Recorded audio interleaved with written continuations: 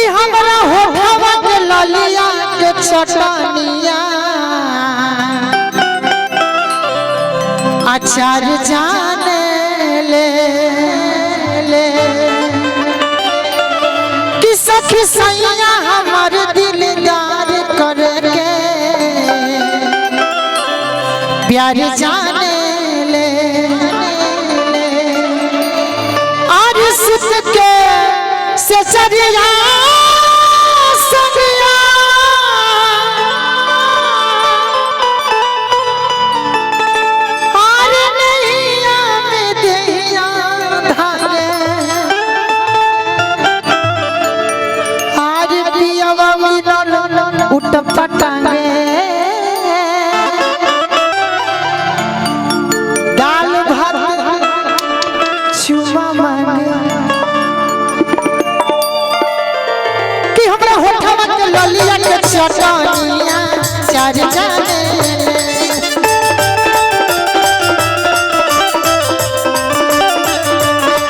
सखी सैया हमार दिलदार करे के प्यार जाने ले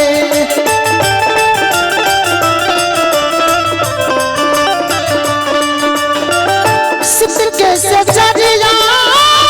सबिया नैया में दहिया धागे राजा मिलल उठपटा दाल भात पचुमा पियवा मिलल उठपटा दाल भात पचुमा राजा मिलल बरसोता बादाना हो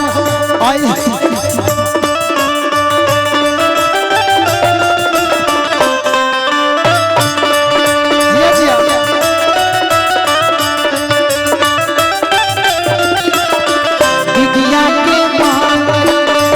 ऐसे जगबाजी होता कहलाता हो बिटिया के मां राजा मिलल उठपटा दाल भात पचुमा पियवा मिलल उठपटा मेरा रू कहत पटांग वाला बाकी बड़ी हमरा से प्रेम करे कि मारे लेना को डांटे लेना अपना से हमके बिसार लेना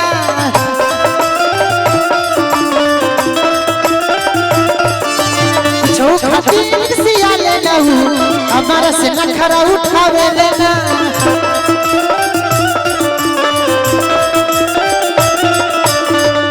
और चढ़नी जवनिया सैया सैया मिलल मरद मिजर कि राजा मिलल उठपटांगे दाल भात चुमा मांगे बाकी वाव गीत आदरणीय हमारे बड़ भैया गोलू राजा गावेले छोटू भैया तनी मेजर दे कितने तकिना अरे अंगनवा अंजोर हो गई ई बोलो ई राजा जी आइलो कि छोड़ा छोड़ा कि छोड़ा छोड़ा कलैया सैया भोर हो गई छोड़ा छोड़ा कलैया सैया भोर हो गई तनी तकिना ए बाबा ताकी ताकी ताकी ताकी तनी तकिना अंगनवा अंजर हो गई वाह बबलू फुआ बा हाथ जोड़ के बिनती बा हाई भीड़ तनी पीछे हो जो कुछ के लौकत नहीं के पीछे से छोड़ी छोड़ी चलैया भोर हो गए हां राजा ठेका चले द ठेका मामा चले दो ई बात कहल जाला मरद से चार बजे रजरवा सूत के बाद चार बजे रजरवा सूत के बाद चार बजे रजरवा सूत के बाद हमके कि हमके सुते दी भोरे जल्दी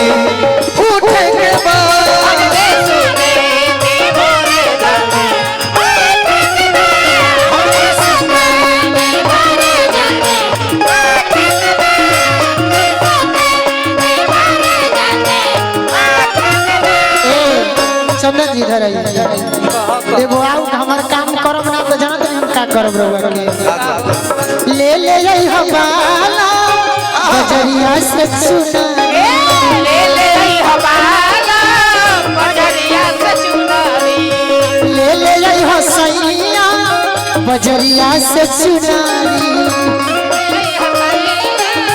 बजरिया से चुनारी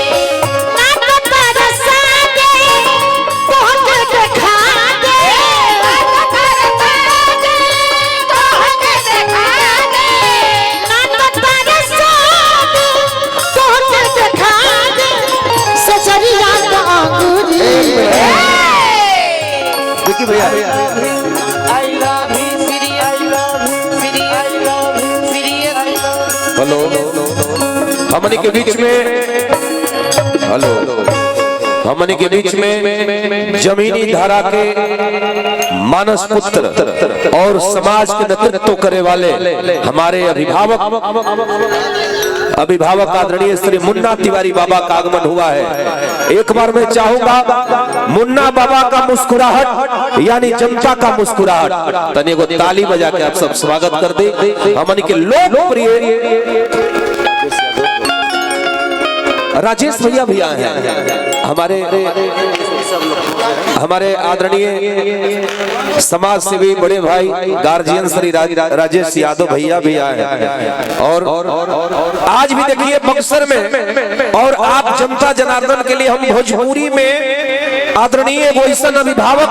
जेकरा आगे कलाकार की भी दुनिया समाप्त हो जाला और जनता खातिर आवाज जब दिला आवाज लगाईला और कलाकार खातिर भी जब लगाईला तो पूरा श्रोता समाज हमनी के आदरणीय विधायक मुन्ना तिवारी बाबा के आपन हो जाला। रुआ सब कमजोर ताली बजौले बनी तरह पर गड़गड़ा के ताली बजा के आदरणीय हमनी के लोकप्रिय सेवक लोकप्रिय पूर्व विधायक हमनी के बक्सर श्री मुन्ना तिवारी बाबा समाज सेवी श्री राजेश यादव भैया आइए हमारे अनीस भैया हमको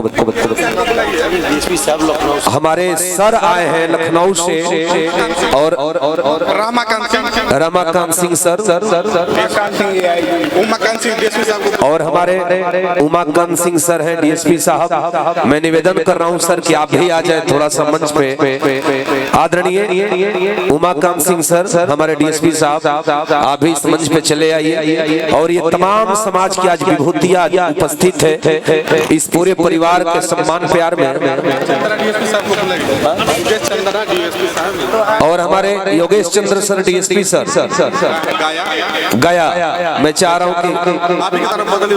हाँ यहाँ से बदली होके गए हैं। आइए सर ये मंच आपको पुकार रहा है, मंच बुला रहा है आपको। और हम सभी जनता के हृदय में रहने वाले अपने व्यवहार अपने निष्ठा अपने विचार और भोजपुरिया मिजाज में जाने वाले ये पूरे बिहार के कैसे विधायक आदरणीय श्री मुन्ना तिवारी बाबा जिनका प्रेम जिनका भाव उसी तरीके से हमारे हृदय में जिंदाबाद था और आगे भी रहेगा। गार्जियन पिताजी मैं चाहूंगा कि हम अपने जनता के नायक आदरणीय श्री मुन्ना तिवारी बाबा के स्वागत करता रही पुष्पहार और हम वस्त्र दे करके समाज और जनता खातिर जो आप सेवा कर रहा बानी जो लड़ाई लड़नी और मैं चाहूंगा कि हमारे समाज सेवी आदरणीय श्री राजेश यादव भैया को स्वागत करें। हमारे गार्जियन डीएसपी सर आ गए दीजिए एकदम